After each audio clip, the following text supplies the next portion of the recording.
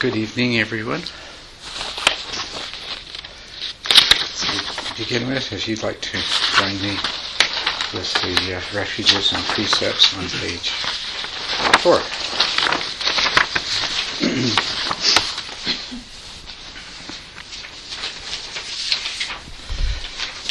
Please repeat after me in the Pali scriptural language. Namo tassa bhagavato arahato sama sambuddhassa. Namo tassa bhagavato arahato sama sambuddhassa. Namo tassa bhagavato arahato sama sambuddhassa.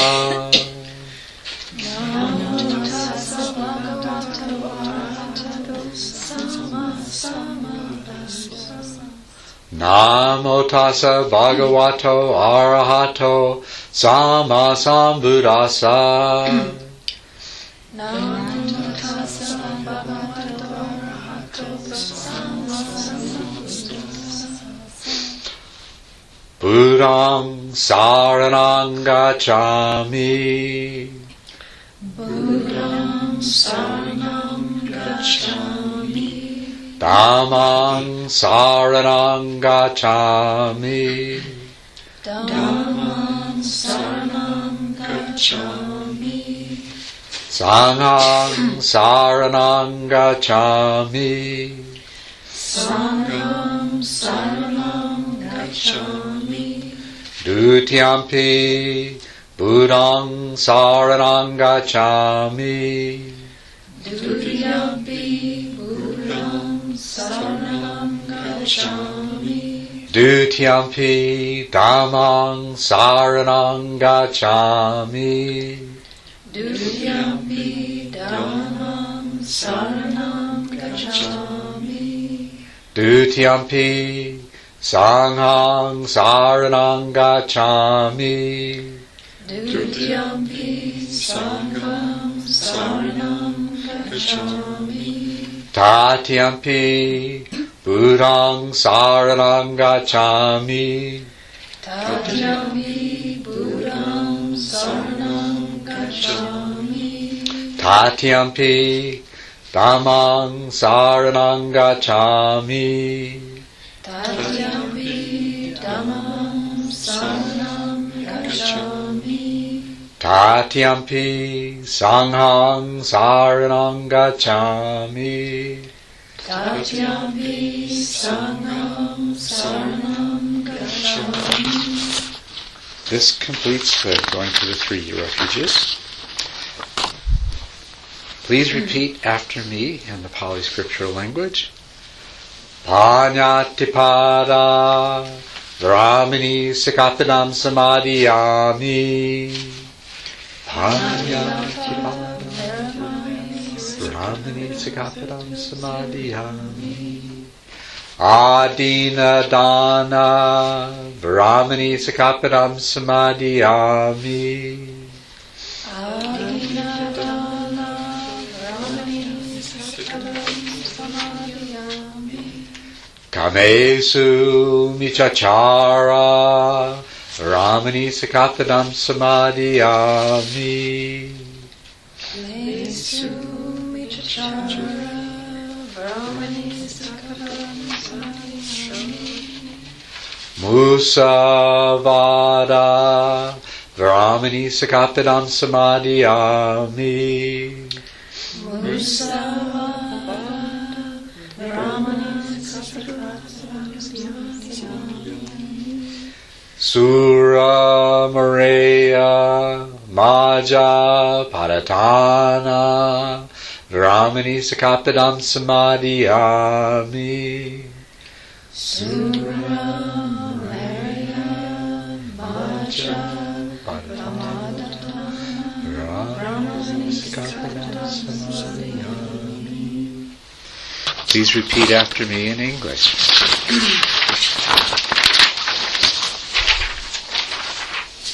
I undertake the precept to refrain from sources of livelihood that bring harm to other beings. I undertake the precept to refrain from sources of livelihood that bring harm to other beings. I undertake the precept to refrain from acting out of ill will or taking satisfaction in the misfortune of others. I undertake the precept to refrain from acting out of ill will or taking satisfaction in the misfortune of others. I undertake the precept to be open-hearted and generous in all my relationships with others. I undertake the precept to be open-hearted and generous in all my relationships with others. I undertake the precept to act with loving kindness and compassion in all my relationships with others.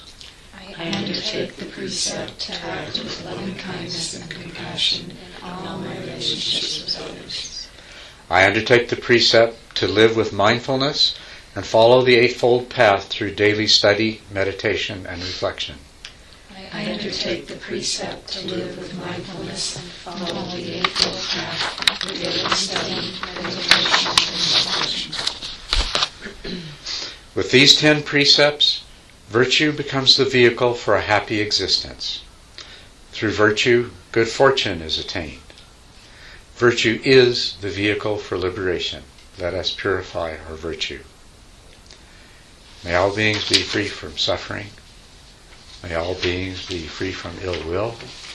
May all beings be filled with loving kindness. And may all beings be truly happy. So thank you. So I hope your day went well. I just want to ask if you were comfortable in here temperature-wise in the meditation hall. I thought it got a little warm in the middle of the day. Okay, so did you open the dome? The dome can be opened. Yeah, That will help. And then the other thing that will help is to turn the evaporative cooler on, which you'd need to take those blankets that are stuffed up there out from in front of it. So it's supposed to be, it wasn't very warm today, it was supposed to be warmer tomorrow, but it's supposed to be windy too, so I don't know how that's going to balance out in terms of temperature, but I want you all to be comfortable so that you can concentrate on your practice. So, does anyone have any questions they'd like to bring up at this time?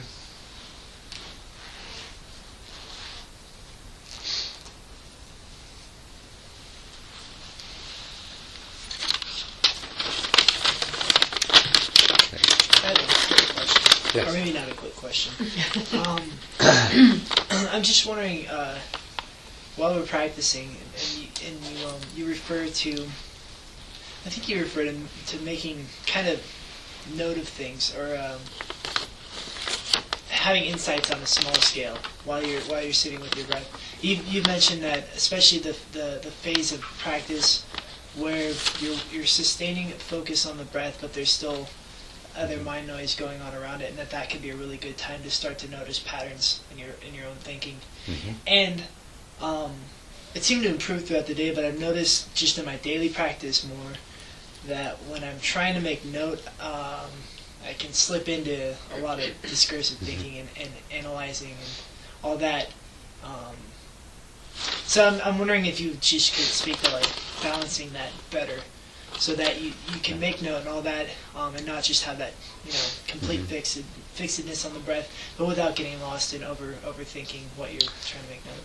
Yes, I think that the best thing to do is to try to just be open to noticing these things. You know what I mean? If you are very focused on the goal of sustaining your attention and doing the practice properly, you can completely fail to notice these things. So rather than thinking about them or analyzing them, more than anything else, it's a question of just having that open awareness and letting the understanding of these things happen by itself while you're in the process of meditating. There will be, you are thinking anyway, right? I mean, that's part of what's happening while you're meditating is you're thinking anyway. So, to a degree, you will, as you notice these things, that will take the form of a thought.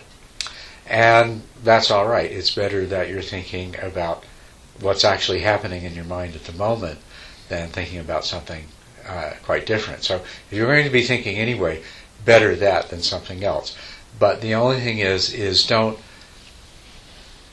make that shift away from primarily meditating to just sort of meditating while you're primarily noticing and thinking and analyzing. You understand the difference there? Yeah, and that it'll naturally unfold. What's that? The mind will naturally Yeah.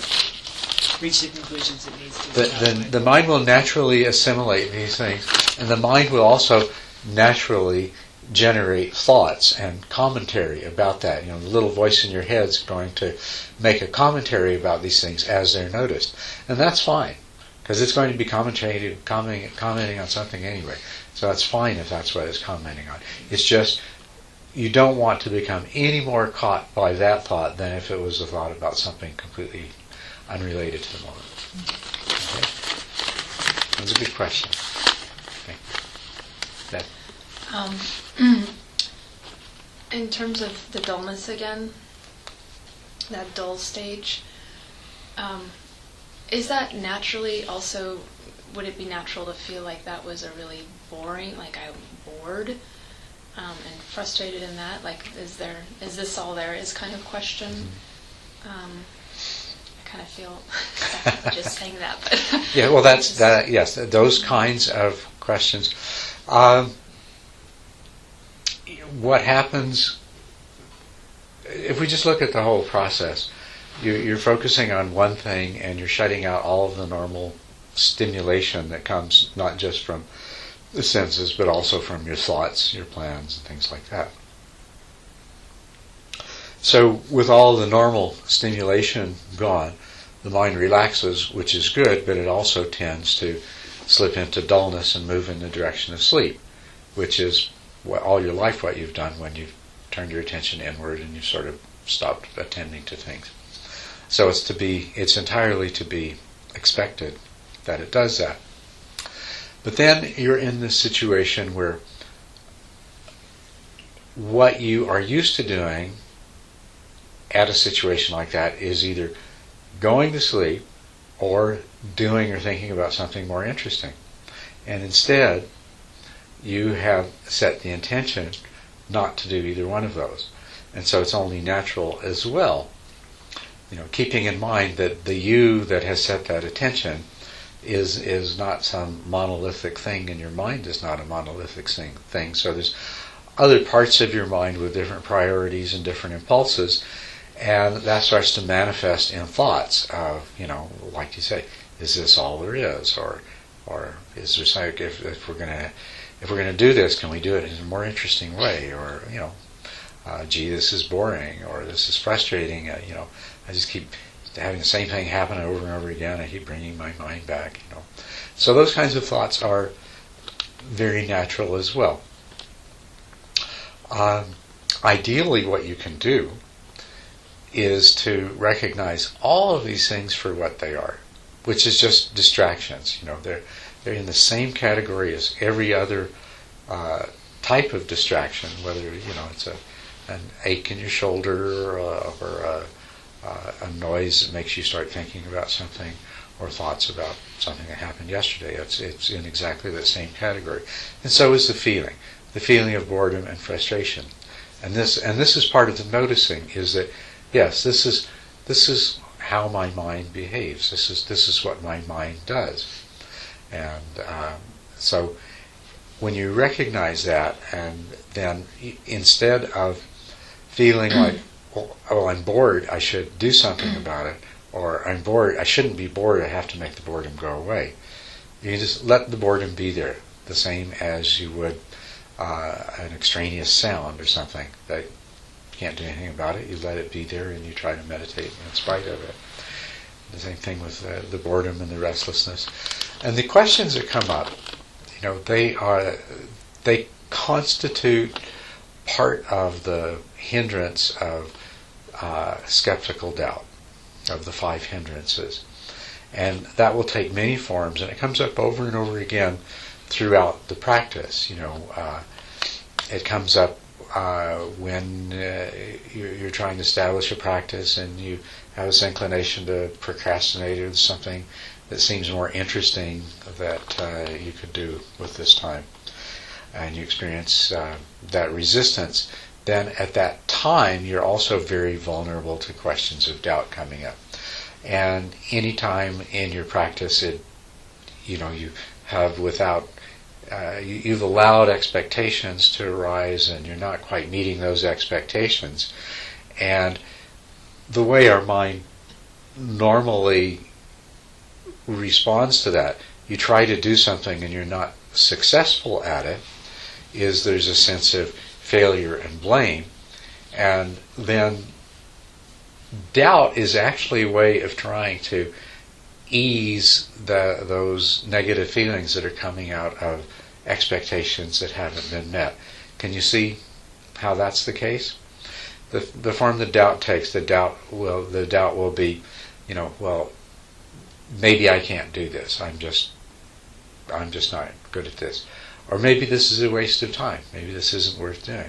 Or maybe the way I'm doing it's not any good. It'd be better if I quit trying this and went and learned some different way to do, a different practice. All of it can take so many different forms. But in every case, what your mind is trying to do is to resolve what is being experienced in the moment as a problem. You are trying to do something. It's not happening in the way that would make you feel satisfied, so you're experiencing a feeling of dissatisfaction, and that's uncomfortable. And so your mind, your thinking mind, your information processing mind, gets to work and says, oh, it's my job to resolve this state of satisfaction. And so one of the ways it does it is by examining the different parameters and generating doubt about them, basically reasons why maybe you should abandon this practice that's creating the situation of dissatisfaction. But the most valuable thing you can do with all this is recognize what that is, see it for what it is, and let it be, because you realize, oh yeah, of course I'm going to feel that way, rather than identifying with it. And it's subtle. Other feelings are easier to objectify in some ways because they are stronger. But the feeling of boredom or restlessness or impatience, it's subtle, and it's very easy to identify with that, rather than saying, oh, there's a mental state of boredom arising. My mind is generating this quality of boredom that is flavoring my experience of the moment. Instead, it's I am bored. It's that identification with it. And it's hardest to deal with when you identify with it. It's easiest to deal with when you separate yourself from it. And you can, even if you fail to recognize this and even identifying with it, you can, through self-discipline, just keep persisting in the practice and bringing yourself back and struggling against the boredom and the restlessness and the doubt and whatever feelings and thoughts come up. And I think that does work to some degree, but it's by far the least effective way of doing it. It's far more effective to recognize that, oh yes, this is just another mind-generated thing. It's just another distraction, and it's really no different than a sound or an ache in my knee or something like that. And that what I came here to do was to just do the practice until I enjoyed the fruits of it. And in terms of what overcomes doubt, which the boredom and the restlessness feed and are related to, in the technical description of meditation, the way it's done in the Theravada, is the 5 hindrances are lined up with 5 jhana factors, with the idea that this hindrance is overcome by this jhana factor. And I've noticed that not all teachers follow the same system that I learned and that I'm telling you, but you'll find this often if you pick up a book on meditation, there will be discussion of the hindrances and the jhana factors and the relationship between them. Well, one of the jhana factors is sustained attention, and that's the one that overcomes skeptical doubt. In other words, you continue the activity, and it's actually the success that will come from continuing to do the practice that overcomes the doubt.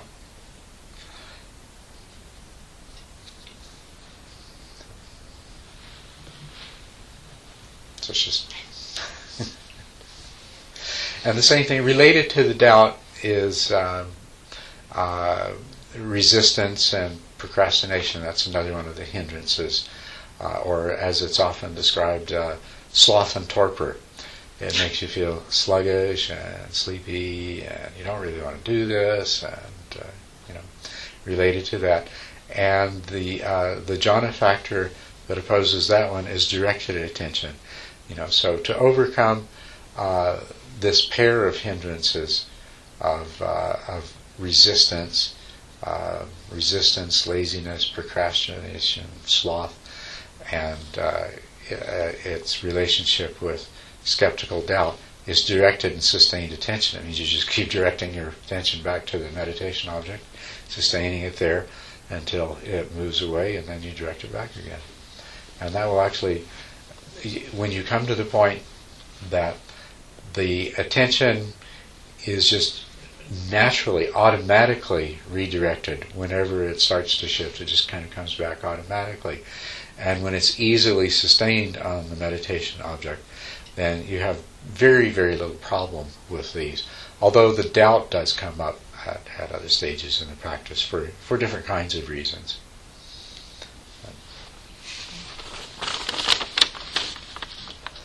I have a question going back to dullness. To me that sounds like a lack of mental acuity Yes. and not boredom. Or maybe it's also boredom. But is there any aspect of that in dullness? Because dullness and boredom sound to me to be not exactly the same. They're two different things, and they can and often do occur together, but they often do not occur together either. The dullness it's exactly as you say. It's a lack of acuity, a lack of vividness and intensity and perception. It's really more than anything else, it's a decrease in the energy level of the mind, which is why your perception loses its sharpness and its vividness and that quality of acuity, is because the energy level of the mind is falling, and of course as it continues to fall, it turns into drowsiness and then finally into dozing. So that's the dullness part of it. So when we talk about dullness, I think maybe the most helpful way to think of it is really in terms of the energy level of the mind. Now, if your mind's too energized, then you have monkey mind, and it's all over the place, and you just can't rein it in. When you don't have enough energy, you start to experience a dullness. So the dullness is a reflection of a decreased energy level of the mind. It manifests as as a decreased in acuity of perception. And that's the earliest sign of it that you can detect, is when you're not observing, when you realize that you're not observing the sensations of the breath with the same clarity and vividness that you were a short time ago.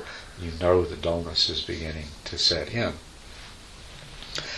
And the other side of that, what we're trying to cultivate, is mindful awareness. And mindfulness, I ate just before I came. Anyway, mindfulness is the opposite of that. That's a fully alert, aware mind. It's taking it all in, and it's right there, getting every bit of it. It has a high level of acuity and vividness and intensity to the perception. And this is what we're cultivating. The natural tendency of the mind is to the energy level of the mind to rise, and the level of alertness and the level of conscious awareness, fully conscious awareness that we have, tends to go up in certain kinds of situations where there's something that really interests or fascinates us, or promises us great pleasure and satisfaction, or is dangerous, threatening, and things like this. The mind becomes very alert, aware, and quite attentive to details. But the other ordinary behavior of the mind, if there's nothing terribly fascinating or rewarding or dangerous or threatening around, is it tends to sink into dullness. And so we're trying to cultivate in meditation, train the mind to remain in a state of heightened awareness. That's what we want, is heightened awareness. And dullness is the enemy of that. And dullness is the natural response of the mind when we begin to concentrate. When we begin to succeed in turning inward and staying on one thing, then dullness develops. And so you need to counteract it at that point. And there's two levels of dullness. Strong dullness will just continue until you become sleepy and then drowsy. You get into a dreamy state and then you start dozing. But there can be a subtle dullness that's very pleasant and just can be kind of sustained. And that's the one that is, it's very important to recognize that, because a meditator can get into a state of subtle dullness and think, oh, I'm having a wonderful meditation. My mind's not wandering anymore, and I feel really good, and it's very, very comfortable. But they won't be able to achieve the positive benefits of the practice, because they'll just be stuck in that state of pleasant dullness. Now the boredom is often associated with dullness for two reasons. One that I just said, that we recognize the dullness as undesirable, and we resist it, and so the reaction of the mind is this is boring. Why are we doing this? What you'll notice about dullness is it is pleasant. If you allow yourself to sink into dullness, it's pleasant. Pulling yourself out of dullness is unpleasant. When the dullness is very strong and you pull yourself out of it, it's almost painful, right? Is it not? Anybody that hasn't had that experience of pulling themselves out of dullness and it's almost painful, is definitely unpleasant, because you'd much rather just surrender to it and sink into that dullness. So there's the pleasure and there's the pleasant part of it, and so when you're pulling yourself out of it, it's unpleasant, and the mind's resistance, and so the boredom is really an emotion. You see, all of those things that we call emotions, actually the name for them is very appropriate. An emotion is a mental state that propels us to take some kind of action. Fear, anger, all of these things that we call emotions move us. Emotions move us. We stay just right exactly where we are forever if we didn't have emotions that moved us in one direction or another. Boredom is an emotion. Boredom is an emotion that tends to propel us into seeking more stimulation. And so it is the normal reaction of the mind in a situation where there's nothing strongly of interest, and you're not allowing yourself to enjoy dullness. So boredom often is the mental state that arises, but not always. There's other ones, but that's the reason they're sometimes associated, but not always associated. You see? Yes. In that sense, wouldn't boredom be a good thing if it propels you into bringing more energy to your attention? Yes, if boredom propels you to find a way to take greater interest in the meditation and the practice and the observation of the breath. And this is one of the things that makes the breath a very good meditation object, is that if you choose to, you can find a lot of different things to take an interest in the breath. It has a lot of different qualities and they change. And the breath, as a dynamic thing, also changes in response to your mental states. And so you can observe the breath and observe your mental states together. You can have an increased awareness of the mind itself as a part of the breath meditation. Another kind of meditation object that people rarely use nowadays, at least in the West, but was at one time used, was a casino, which is, it's basically just a blank colored field, and that is really challenging in terms of finding some way to take an interest and engage in. If you can imagine, a typical casino, would be a disc about this big, and you place it a couple of feet in front of you so that it almost fills your visual field, and it's all just one color. So imagine taking that as a meditation object, and when you start struggling with dullness and boredom, where you go. The breath does allow you to. There's more to engage in those sensations, and in the relationship between the breath and the mind. Also, the breath is very suitable for helping you to gain insight at all these different levels.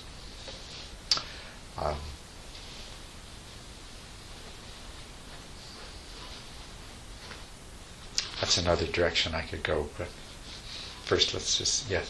I just wanted to follow up when you talked about the mind getting overexcited, and you mentioned, you mentioned lots of strategies for dealing with dullness, like opening your eyes a bit or clenching your body. When your mind gets kind of frenetic, like today, I had a few sits where it was just I couldn't figure out how to bring it down, and I tried opening my eyes a little bit, and it helped somewhat. But are there any other good strategies for when your mind's just really high energy? When your mind's really high energy, well,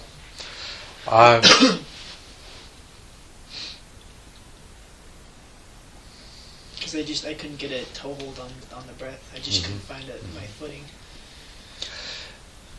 Well, you have, because of your past experiences, you have an awareness of what it feels like to be relaxed and peaceful, and your mind is calm. And so recollecting that and formulating that as something desirable that you would like to experience can help, together with relaxing physically. And generally that kind of activity of the mind, if you don't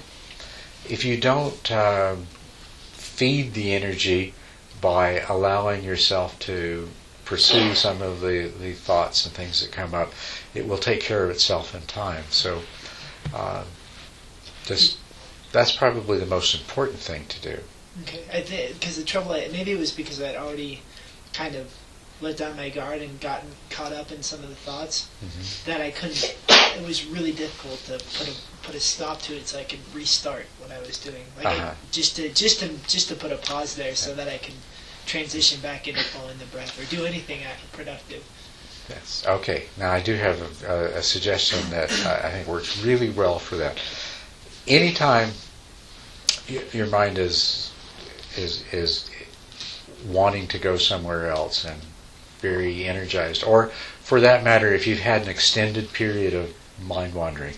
As a matter of fact, anytime you've had a period of mind wandering that's lasted more than a few seconds, if it's lasted for a minute or longer, before you go back to the breath, just come back into your body, become aware of your body's sensations. Just get as fully as you can into bodily sensation and out of mental activity.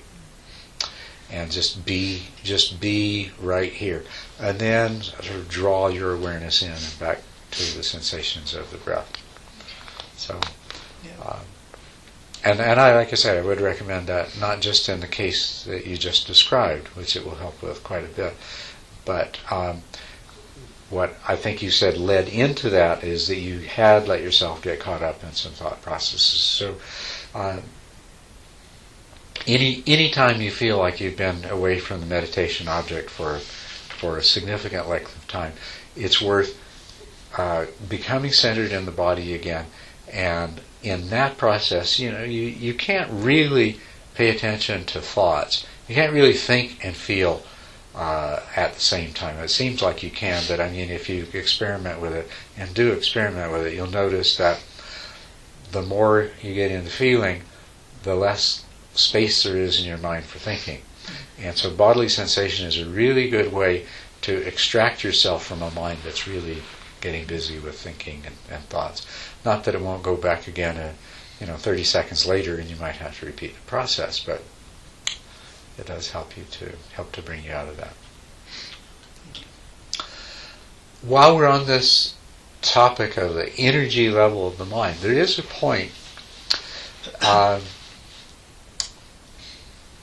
most especially when you've gotten to where you don't have very much mind wandering anymore,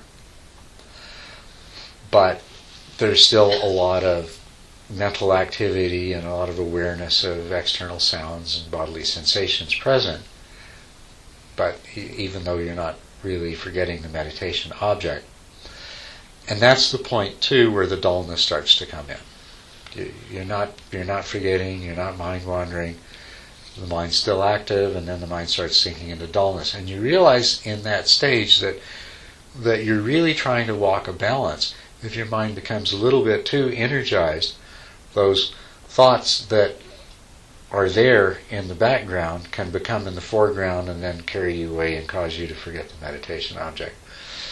And of course, if the energy level falls a little bit too much, then you're struggling with dullness. So you're trying to find a balance between those two.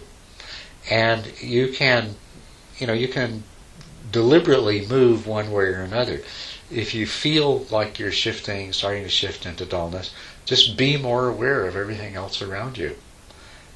Without thinking thoughts, just kind of be more aware of the thoughts that are present in your mind. That will automatically lift you out of that dullness and into a more alert and wakeful state.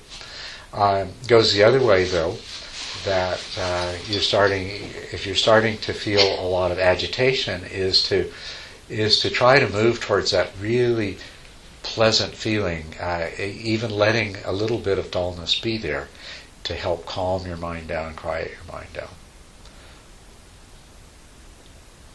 So you can just sort of go back and forth while you're trying to navigate between the two extremes, keep from falling off of one side of the road or the other.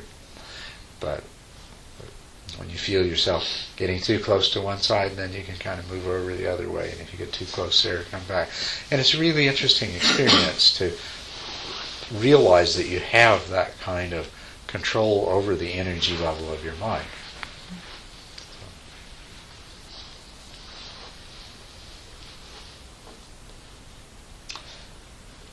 Does this bring to mind any other questions or thoughts?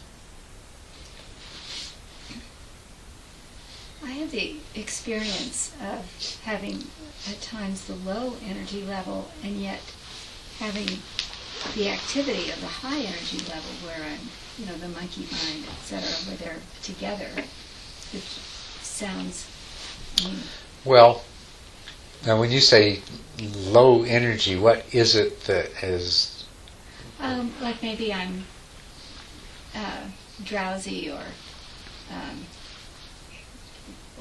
more in the dull stage at a moment, and at that same time I have sort of racing thoughts. So it sounds like one is the high energy level, one's a low energy level, but well, it's not one of my better moments. But. To me, this is, I think, just one of those examples of how your mind isn't one thing, and we talk about it is as if it is, and we can talk about raising the energy level or lowering the energy level of your mind as a whole, but it really isn't a whole, and sometimes that will become apparent. Physiologically,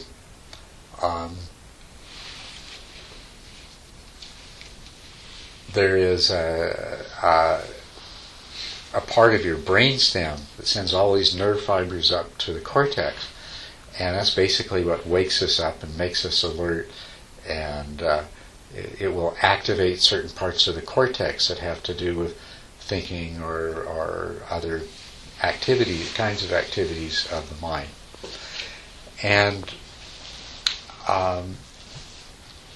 what happens when the mind starts to calm down is that's called the reticular formation. It stops stimulating the cortex so much, and so the cortex starts to become quiet.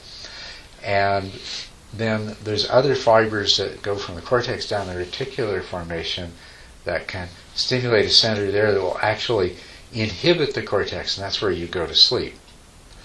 But it can happen that some part of your cortex is highly active in spite of that.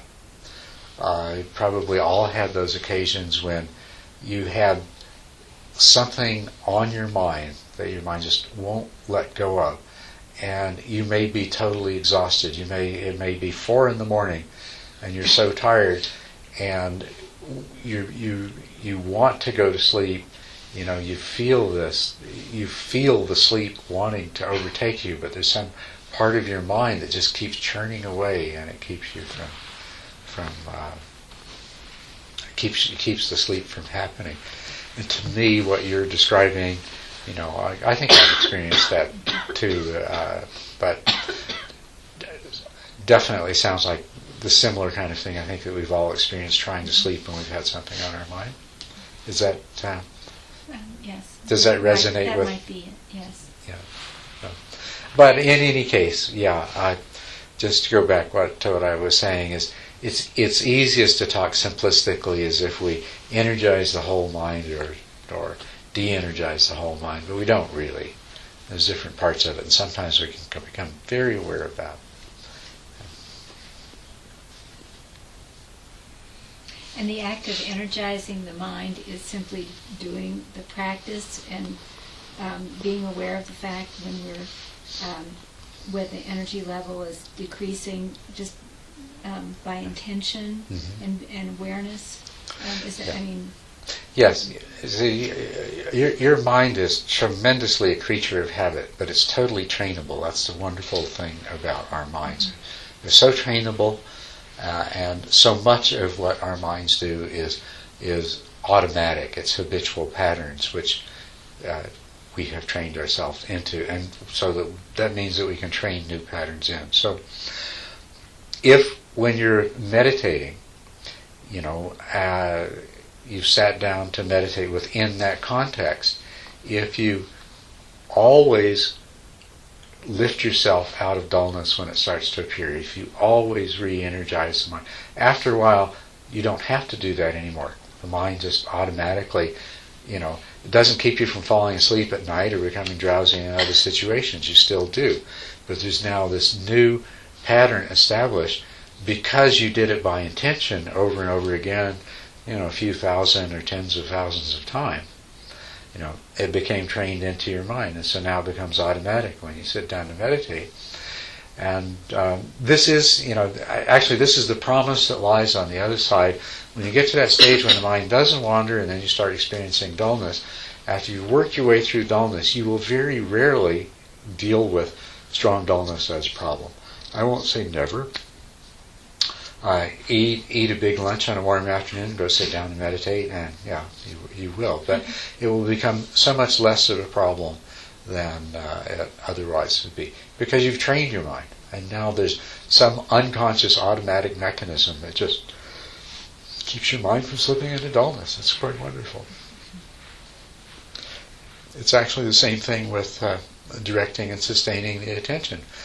Every single time you keep directing the attention back and sustaining the attention, you're training the parts of the mind that have to do both with causing the wandering and also training the parts of the mind that bring the attention back and sustain it. And so the payoff of that is, after a while, that happens by itself and concentration becomes effortless. You sit down to meditate, and it takes very little effort to establish a state of concentration, and then once you've established it, it's sustained itself. It's quite wonderful.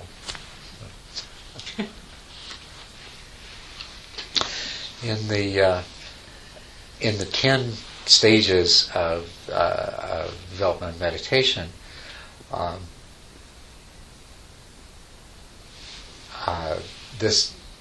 it's in the 7th stage that you can stay on the meditation object in a very focused way for long periods of time, but if you don't remain vigilant, and if you don't correct, if your mind starts to drift or if dullness starts to come in, you'll lose that quality of concentration.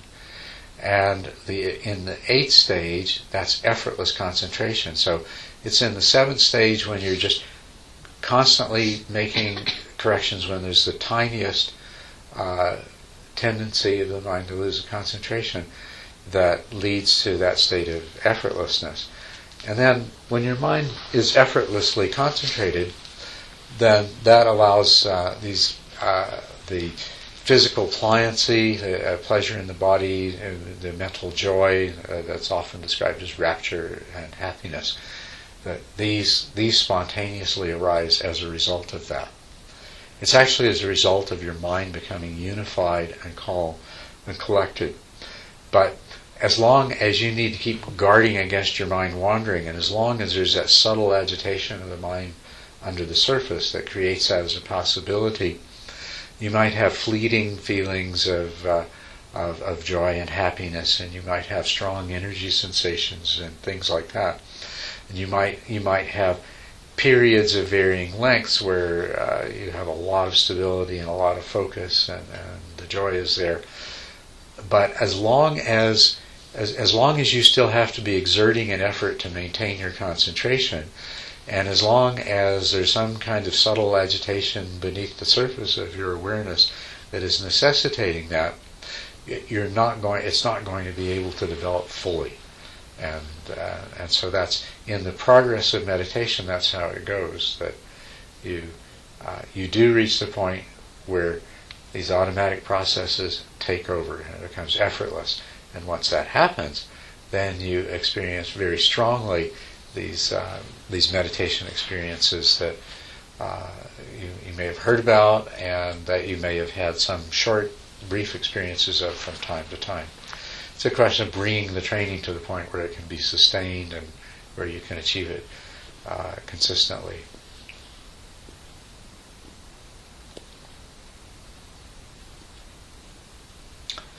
Anything else? There was a question, I guess somebody put this on the bulletin board, and it really fits in a way with some of the things we've been talking about here.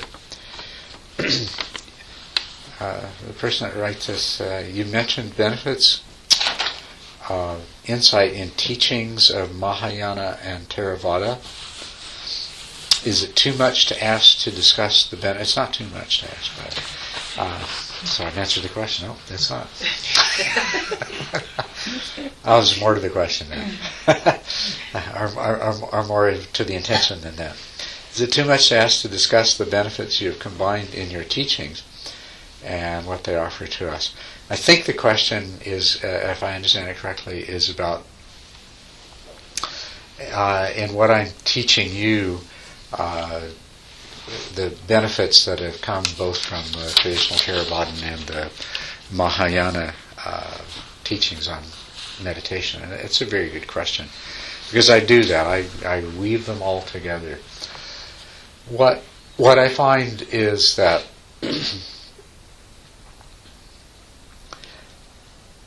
that each of, as these schools of Buddhism grew and developed in some degree of separation and isolation from each other, and their methodologies developed, and then as the teaching methods that went along with that developed, that the Theravadins have done some really beautiful descriptions, elegant descriptions of certain aspects of the process of developing concentration and insight. And likewise have in the methods they teach, there's certain aspects of the method that are very valuable and very effective. But when you look at the Mahayana lineage, in those meditation practices, they've done the same things, but it's different things. And so bringing them together is very powerful. And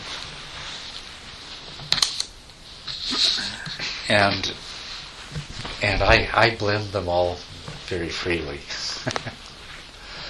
But an example, breaking the whole path of progress of concentration development down into stages is something that comes from the Mahayana system. And it was never dealt with very effectively in the Theravada system.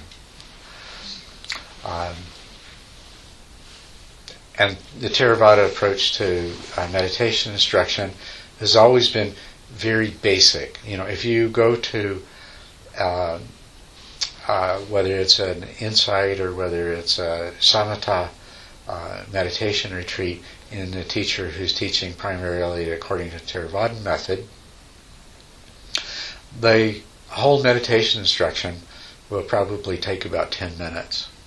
That's pretty basic. You know, put your attention on the breath at the tip of the nose, or put the attention of the breath on the abdomen, and observe the rise and fall, you know, and whatever instructions, depending on the method, go with that. Pretty basic. You probably, some of you at least, if not all of you, have experienced that. On the other hand, if you go to Mahayana, more Mahayana style of meditation retreat, you'll find that there's literally hours of lecture on the practice. You know, and you'll end up meditating maybe 3 or 4 hours a day and listening to, you know, at least as many hours a day of talk. If some of you had that experience too. Well. So the Mahayana has laid out certain stages in great detail, and the Theravadas neglected that. And one of the things that I see that came from that, most of the Theravada, most of the Theravadan world, for well over 100 years now, well, no, I shouldn't say well over, a little over 100 years now, has been very focused on a particular method called dry insight, or sukha vipassana, dry vipassana. And these teachers will often speak very disparaging of concentration practices and developing samatha and jhana. And now that's a really odd thing when you consider in the Theravada, what they pride themselves on more than anything else is that they have preserved the original teachings of the Buddha in the form of the Pali Canon. And if you go and look at the Pali Canon, it talks about concentration and jhana everywhere. There's thousands of references to concentration and jhana, and I think vipassana as a separate, it's never mentioned as a separate practice, but vipassana in any kind of distinction is only mentioned in all of the sutras maybe 2 or 3 times, and so you scratch your head and wonder why this is the case. And I think it's related to exactly the difference that I just told you between the systems. In the staged development of meditation in the Mahayana, it's one whole stage is devoted to overcoming dullness. The 5th stage is all about overcoming subtle dullness. and it's recognized that this is absolutely crucial. And in that staging, it's placed at that point, in that point in the training. This is the time to focus on developing, on overcoming subtle dullness. And it comes before the stage where you develop single-pointedness. And the reason for that is that otherwise, subtle dullness, it gives you these nice, spacey, pleasant meditations, but produces absolutely no insight, and it doesn't really go beyond that. The meditator won't really develop jhanas or anything else. And it seems that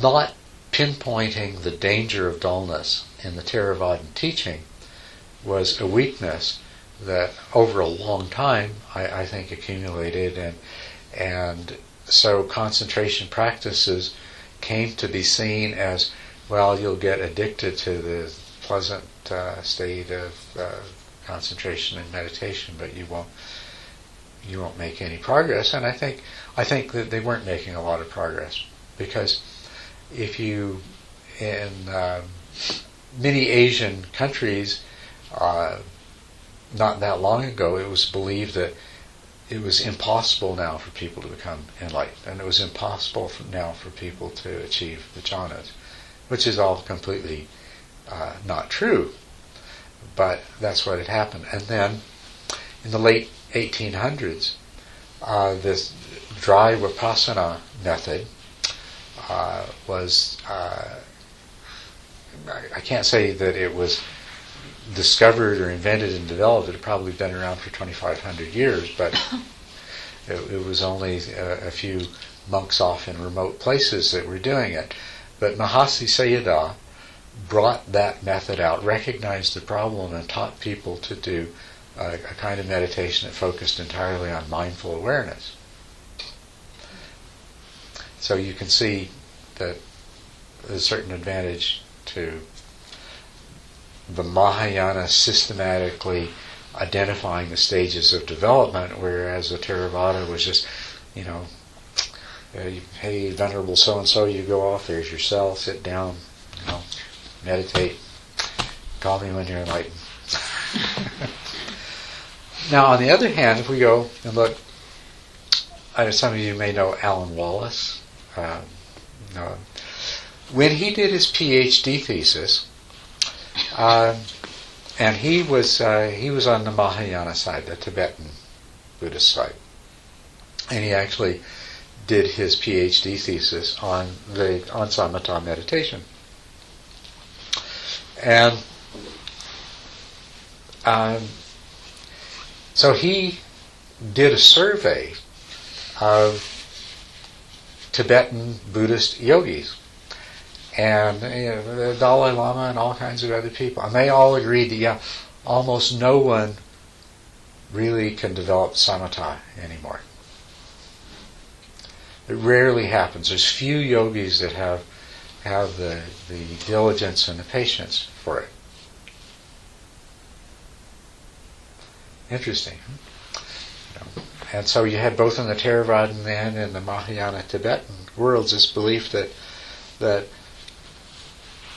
samatha and jhanas were difficult to attain, and on the Tibetan side, they also believed that vipassana that people couldn't become enlightened anymore through vipassana meditation. That was kind of a popular belief. You still encountered vestiges of that, but they said, but you still can become enlightened practicing the Vajrayana, doing the tantric practices.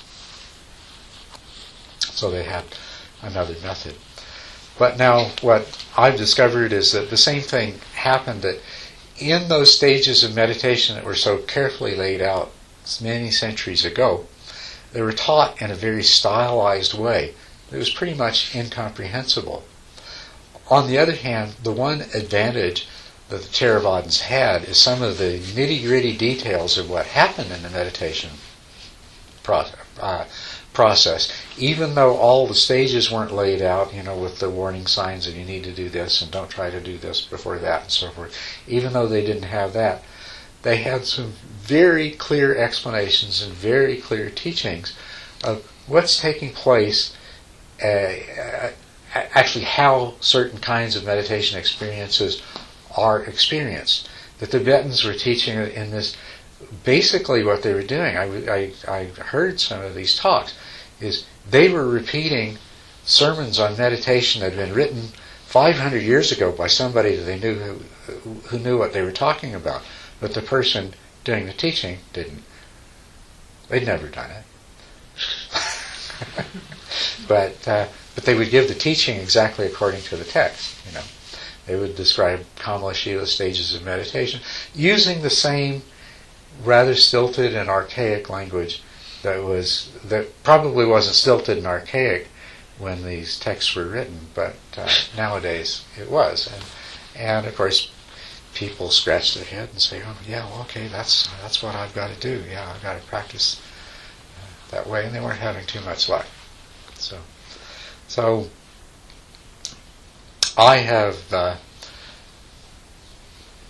I thought bringing these two traditions together as the meditation traditions is absolutely wonderful in terms of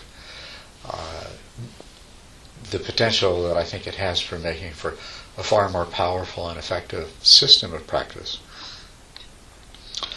And my personal goal is to try to work that out. You're all my guinea pigs. Or at least anybody that's willing to stick with the practice as I teach it long enough is a guinea pig. I got into teaching when I realized just how many people there are who had been meditating for many years, and found it to be a positive part of their life and had been to many, many retreats, but basically had neither mindful awareness nor concentration and nothing really, no insights other than what we would have to describe as being very mundane. And so this is what caused me to become interested in teaching and trying to teach people the method that I could learn. Because you see, I had the very great good fortune to have a teacher whose teacher is recognized as a great teacher in both the Theravadan and the Tibetan lineages. And so I was exposed to both of these. Yeah. Do you know a lot of people who have succeeded in attaining the 10 stages yes. of meditation? Depends on what you mean by a lot. Just offer some sense of, where are we in this big picture? Well, it seems there are a lot of people who are struggling and not getting good instruction, and I'm just curious if you know at least a there dozen are somewhere. There's one young woman who really first started practicing not much more than a year ago. Was it April that she came in with that group to do the retreat here? Anyway, she some months ago was practicing a 10th stage and a number of jhanas, and there's also a friend of hers that he'd also been meditating before I met him, but he's been meditating with me since September, and he's a very solid 10th stage meditator. And but when you say a lot, I don't know about a lot, but a number. And there's quite a few people I know that are at the more advanced stages. Quite a few people that are hovering between the 7th and 8th stages. Once you make that transition to the 8th stage, where the joy and the happiness arise, then moving from that through to the 10th happens pretty quickly. And so there's quite a few people that are just right there between 7th and 8th stage. They're capable of prolonged single-pointed concentration. They have a certain amount of piti, of energy sensations and joy and other things that are associated with it, like illumination and things. But they're not consistent. and they can't be sustained. They sort of come and go, and sometimes stronger, and sometimes not so strong, and sometimes not at all. But they're sort of at that point where any day now they'll be moving. I guess I meant also just, colleagues and other teachers you've had over a period of time. Yes. There are several. There are Yes. lots of them out there. Several. Like I say, it all depends on what you mean by lots. Considering how many people are meditating and how many different systems, there's very few. But if you started gathering them all together in one place, there's enough to give all of you tremendous encouragement.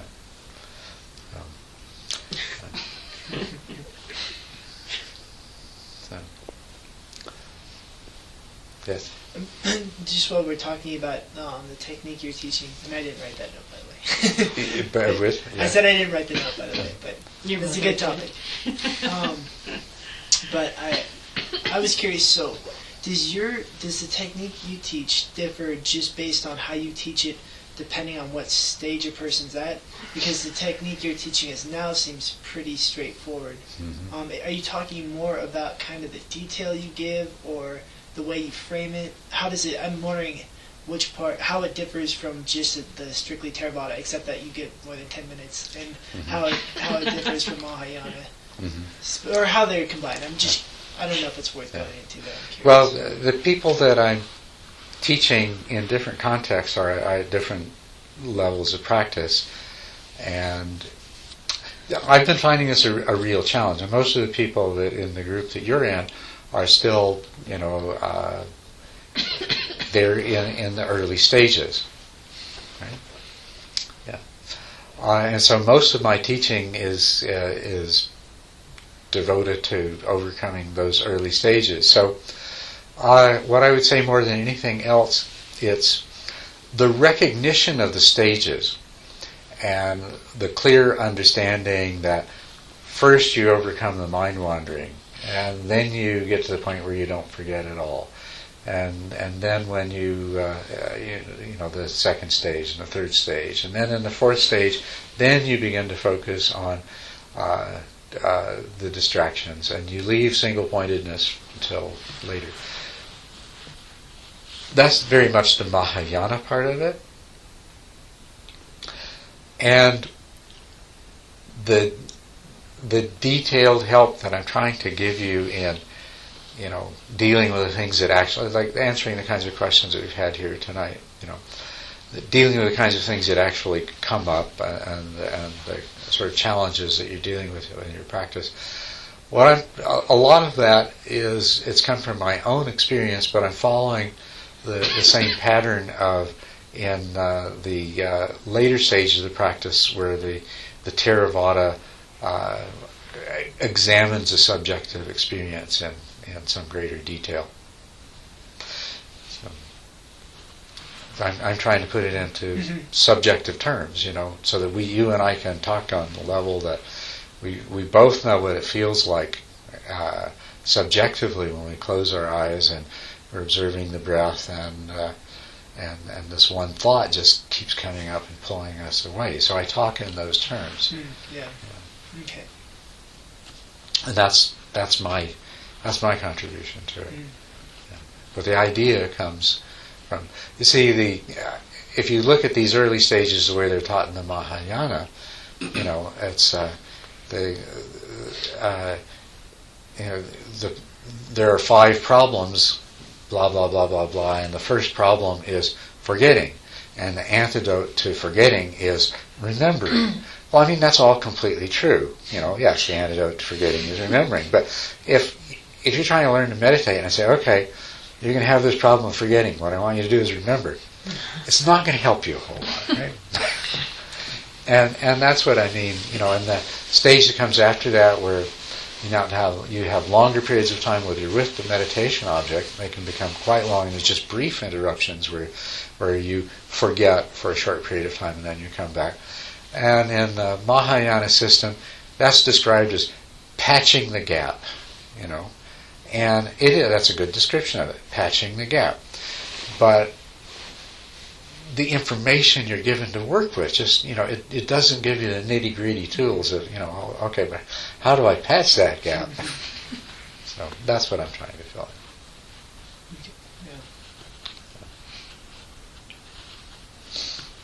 Just one last thing. I guess I've always had this assumption that if a teacher's teaching meditation or they're writing about it and they're very knowledgeable about it, that they themselves have attained what they're talking about. Should I just get that out of my mind?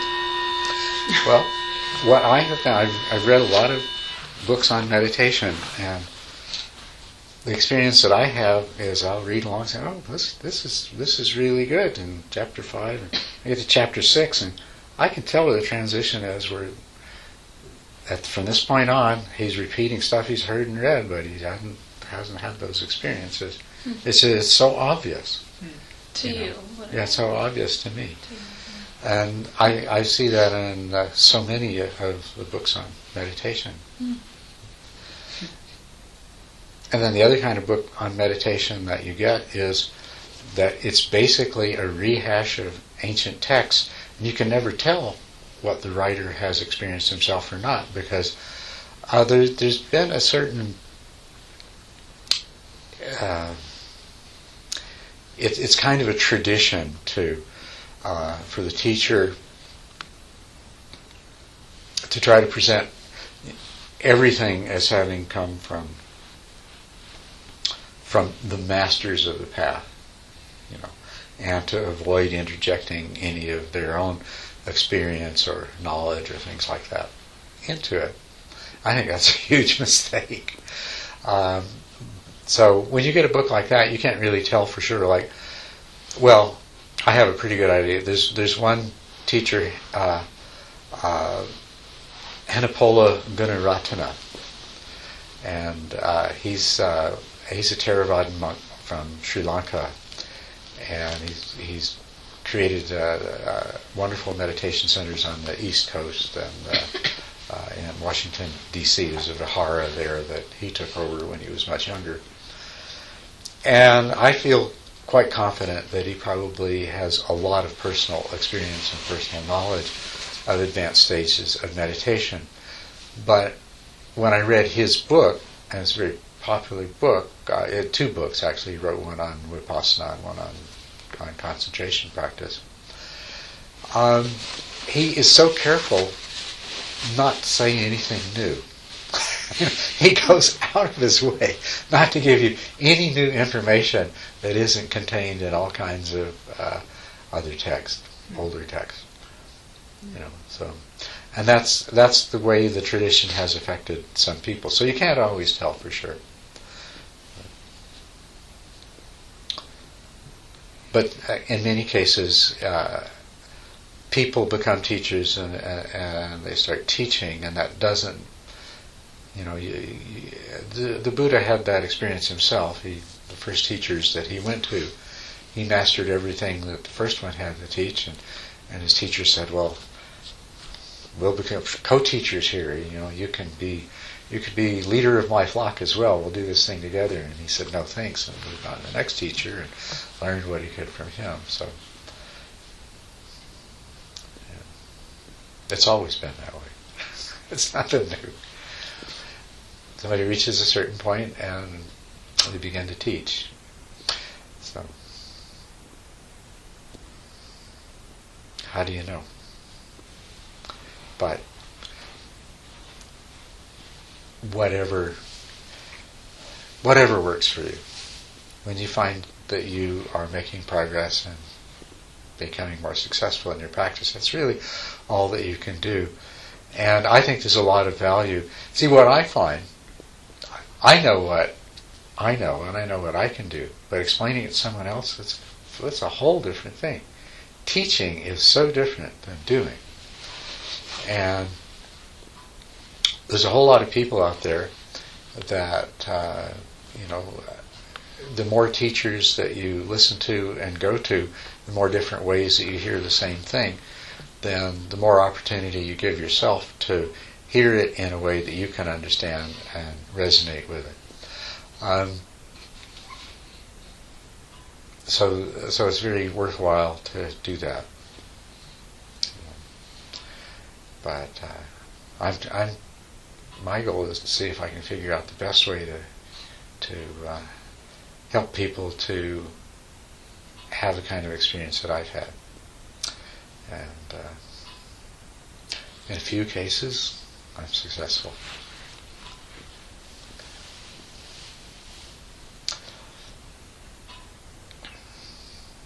And it's very important to keep in mind the end goal of that the awakening, and the awakening too. That's also something that not that long ago people thought it was very difficult. Very, very few people could succeed at it. But quite honestly, I don't see any reason why very large numbers of people can't succeed at it. It's not as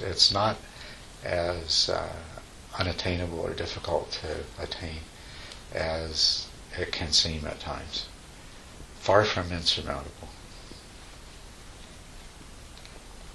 What you're doing when you're meditating, even when you're just learning to focus the mind on the breath, what it's about, the root of the spiritual path, it's so ancient in every culture. Know yourself. It's about discovering what's really happening. What is all of this? Who am I? What am I? Why is this? What is this? Right? That's what the spiritual path is about. And of course, you can't examine yourself and you can't examine what's happening if your mind is going all over the place. It's simply impossible. You've got to try and train your mind to slow down and focus and stay awake and alert.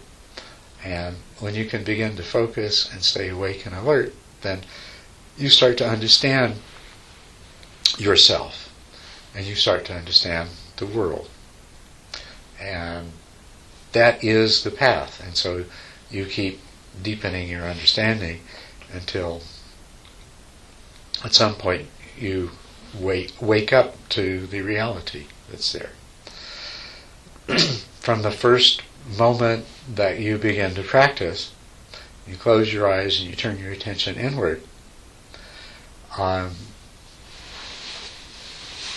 that is the beginning of discovering who am I and what is this mind, right? We identify very, very strongly with our mind. And this is putting you face to face with this thing that you call your mind. As soon as you try to make your mind do something and you see what happens, it starts to tell you something about the nature of the mind. It starts to tell you something about the nature of this I, this self that's doing the trying. Especially when you start finding that there's more than one I with different points of view. I want to learn to meditate. I don't really want to sit here and do this. Right? It's the truth is being revealed constantly, and it's just a question of training your mind and continuing to look until it starts to become apparent. That's the other thing that I think I've benefited from studying both the Theravada and the Mahayana, is that so much is said about the true nature of reality, about emptiness and not self, and the nature of suffering and nirvana and things like that. And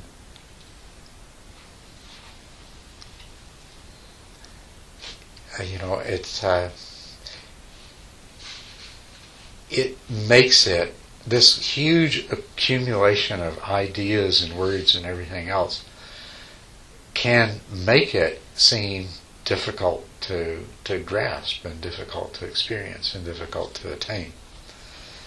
But it really isn't. It's a question not of understanding hugely complicated things, or achieving something that takes some huge amount of time and massive effort. It's a question of just plain seeing and recognizing what's in front of you and changing certain ways of thinking and acting and being. You know.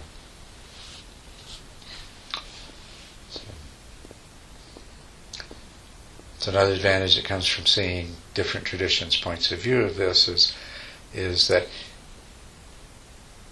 you see that they're both talking about exactly the same thing, but in such different ways, and it helps to see through the elaborate conceptual constructs that have been built around them. Do you think there's been an intention to make it seem esoteric, enlightenment seem a little out of reach? Somehow? Well, I suspect that there has been, in the sense that I suspect that for a long, long time, people who were not enlightened have benefited from the system of the teachings and being supported by the world in it. And there has been an intention to make it esoteric so that nobody knows they don't know what they're talking about. And I would, across the board in all the Buddhist paths, say that there's been a huge amount of that. You know, so. I like you've talked about how Buddhism is discovering itself through different, Zen is discovering all these different. Buddhism is looking at all of these different Buddhist traditions, and that it's a time in the world where this is possible. Yeah. Talk about that. Well, this is a most amazing time if you think about it.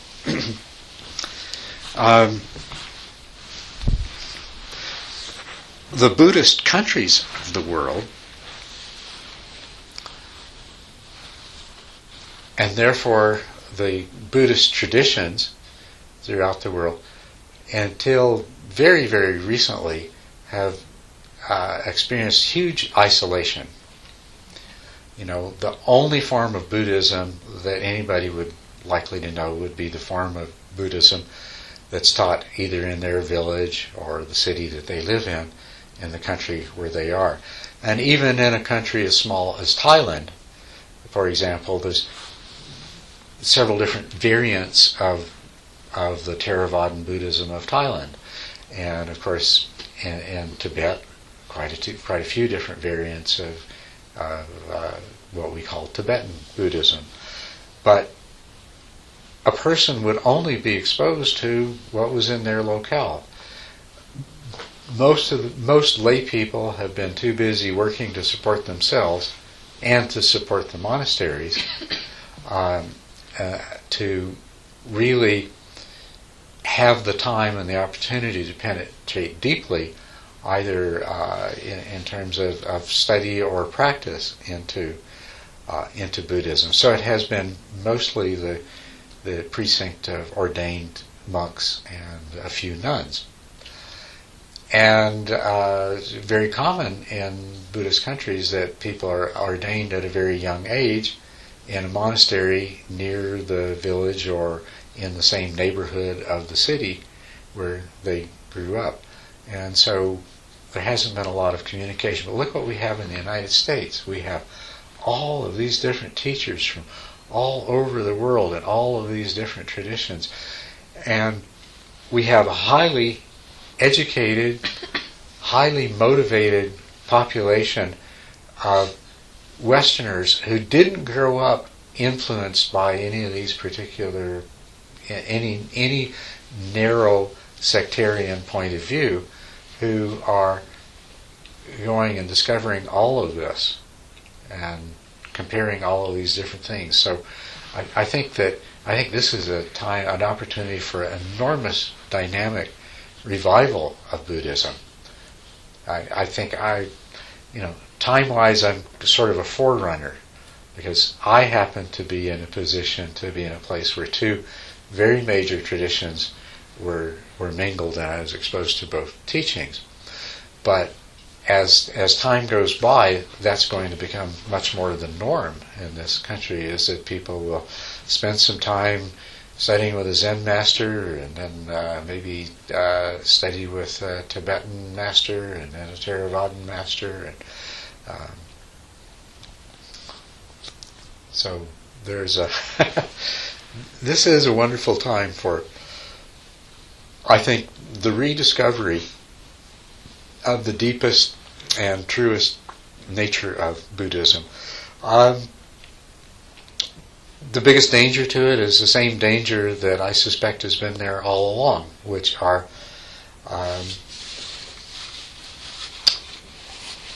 people who how to put it in the nicest way, people who will use and abuse the Dharma for their selfish ends, which has the effect of spreading confusion and misunderstanding and false practices. And this country's always been famous for religious hucksterism, so that's a danger too. I don't know what the answer is. I don't know where it's all going to go, but it's going to be a lot of fun watching it unfold.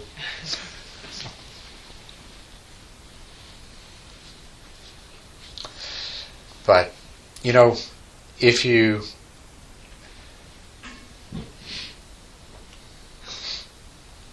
take all this richness that's available, different teachers and the books and things like that, and if you look for the common truth that's in all of it, that is what will serve you best.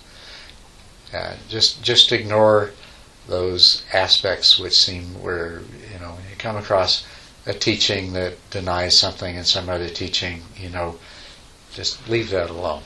But where you see the common thread in all these teachings, look, that's the gold.